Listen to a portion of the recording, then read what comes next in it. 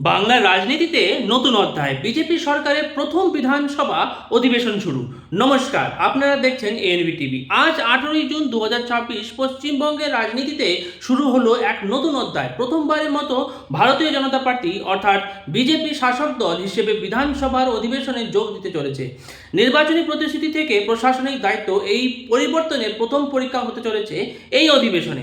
22 June পেশ হতে চলেছে নতুন সরকারের প্রথম পুরনো বাজেট, আর সেই বাজেটেই বোঝা যাবে নির্বাচনের সময় দেওয়া প্রতিশ্রুতিগুলো কতটা বাস্তবে পরিণত হবে।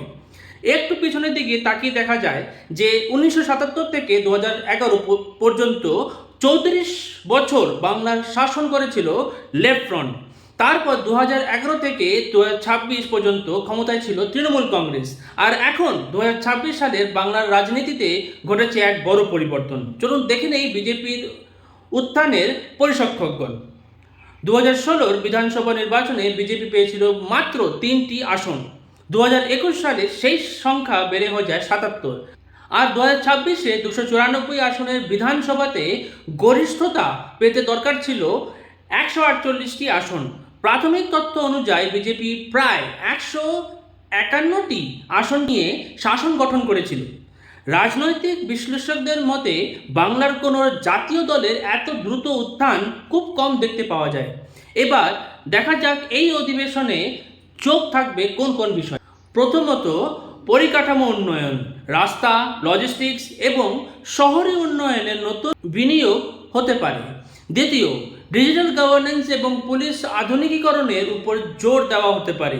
তৃতীয়, বর্তমান কল্যাণমূলক পরিকল্পনাগুলোর পর্যালোচনা এবং অডিট করা হতে পারে। শিল্প ও এমএসএমই ক্ষেত্রে নতুন প্রণোদনা ঘোষণা হওয়ার সম্ভাবনা উড়িয়ে দেওয়া যায় না। এছাড়া কেন্দ্র ও রাজ্যের মধ্যে পরিকাঠামো প্রজেক্টে আরও সমন্বয় দেখা যেতে পারে। তবে চ্যালেঞ্জও কম নয়।